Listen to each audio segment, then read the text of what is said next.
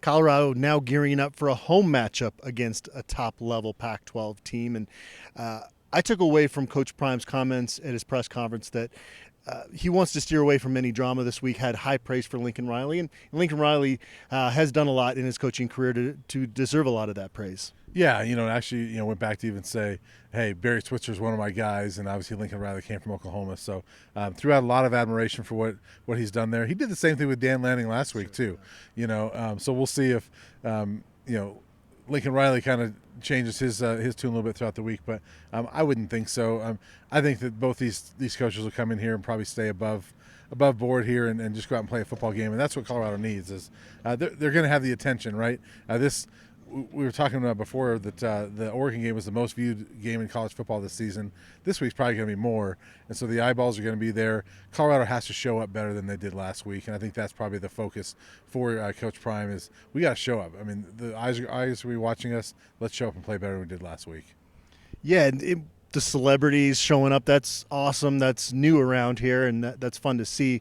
But just the drama aspect of it, it hasn't been created by CU. I should make that clear. It's been nothing said out of here that's sparked any of this. But I don't know about you, Brian, but I just want to cover football this week and kind of avoid all that other middle school BS that we've had to deal with because of what other coaches are saying. Yeah, it's been like every week. It's been crazy, right? And it feels like we're sort of TMZ reporters in some ways. But yeah, the football aspect of it, that's what they need to focus on, I think, this week is just get down to that. That's what you and I want to focus on is the football because this could be a really good football game. And it's a high-level football game between the number 8 team in the country and a team that wants to be there, and has shown that they can be there at times the way they played this year. So this is going to be a big football game. We heard Coach Prime say last week that a lot of the defensive breaks down were one guy not doing his job. And I think you could say that about the offensive line when there's breakdowns. There's 4 guys doing their job, 1 guy that isn't. But when that happens, again, you're only as good as your weakest link. Shedeur Sanders is running for his life. And there are times where the pressure's been on him, too, because he's maybe trying to make a play too much.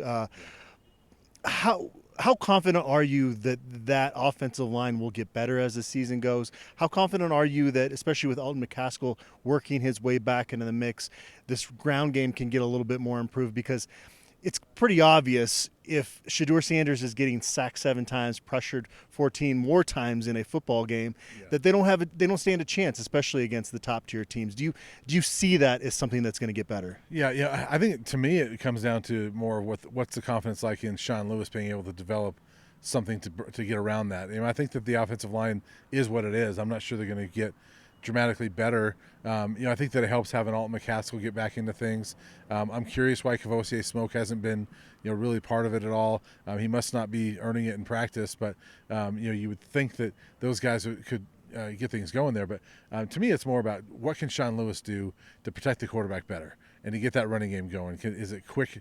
Is it quick throws? Is it something like that? I also think Shedeur Sanders has got to get better at just throwing the ball away and not taking those 10, 15-yard sacks. Those are killers, and they may not be his fault that he's getting sacked sometimes, but just get rid of the football. I think there's things he can do to throw it away and at least reduce some of those yards that are lost. As we always do, we'll dive deeper into the USC matchup as the week goes on, but one thing that stands out is the fact that USC can get after the opposing quarterback. That's one of their strengths. Yep. So that part of it doesn't match up well because that's been Colorado's biggest weakness. But at the same time, I have a really hard time envisioning Shedeur Sanders has back-to-back rough games. I have a hard time thinking that's going to be the case. I would imagine that he's going to have a bounce-back performance here at home. I was surprised they got blown out at Oregon, but sometimes things snowball on you. I would be a lot more concerned about this football team if it happens again, but I don't expect it to. Yeah, I don't expect it either, especially being at home. I think that helps, when you're going to have 53,000 people cheering for you, most of them cheering for you, not you. They might, who knows, but, I think that helps. I don't know what's going on inside of me during a game. That's right. But I think that helps being at home. We've seen, even before these guys got here, CU has always fed off the home crowd here at Folsom Field, and I think that's going to be the case on Saturday. That's going to help quite a bit. I agree with you. I don't see Shedeur having back-to-back bad games, and they got shut out until the very end. I don't see that happening. I think this is going to be an offense that gets it going a little bit better than they did last week. How much for the defense is it about them just regaining an edge that they seem to have in those first two games when, even though they were giving up big plays from time to time, what you saw was 11 hats running to the football. You saw gang tackling. We haven't seen that as much the last couple of weeks, especially out at Oregon. How much of it is about that versus schematic stuff? I think that's part of it, and I think that it helps if Shiloh Sanders is going to play this week or not. Coach Prime said that he's hoping and praying he'll play. We don't know exactly what the injury is, but obviously he was on the well-off video saying that he was urinating blood, on the plane ride home, and he went to the hospital. So, hopefully he's going to be okay. They need that swagger from him, and Oregon had some fun with his trash talking and putting him in his place, but that's just what Shiloh does, and that's his game. They need that, and he's not the only one out there, but that helps. And I think that having that swagger, you have to have that on defense. You know who I'm looking for a breakout performance on that defense from is Shane Cokes. Yeah. He hasn't played horrible, but he hasn't lit up the box score. He's had a couple tackles for a loss, but not those game-changing sacks. We maybe expected him to have the type of impact that we saw Mustafa Johnson have here because they are somewhat similar players. It hasn't manifested itself yet, but we heard too much positive stuff about him for him not to have a breakout performance here pretty soon, right? Yeah, I agree. He's one of those guys that I've looked at all four games. I'm like, where is he? I mean, his play so far is not matching what we've heard all offseason, to your point. And I would think that's got to happen at some point. I don't necessarily think he's playing poorly. He just hasn't stood out, and he's the guy that I thought was going to stand out early in the season. So, yeah, I think he's definitely, a breakout candidate.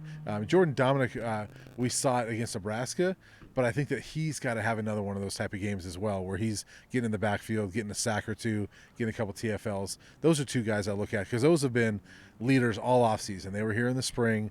These are guys we've heard about from day one on defense that were leading this team. And offensively, Javon Antonio gets his first 3 catches.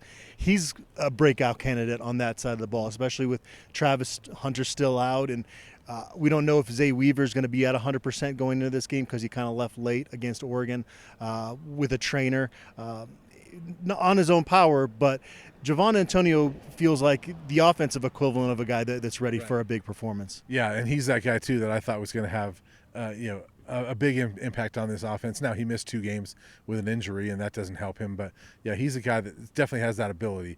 And when Shedeur has talked about, hey, it's going to be not necessarily your day today, but it's going to be your day at some point, Javon Antonio's day is coming at some point. Is it this Saturday? I don't know. But he's going to have a big game at some point. All right, we're going to be back with midweek analysis, and then we're going to take a closer look at that USC matchup. Buffalo's back here in Boulder gearing up for their second conference game.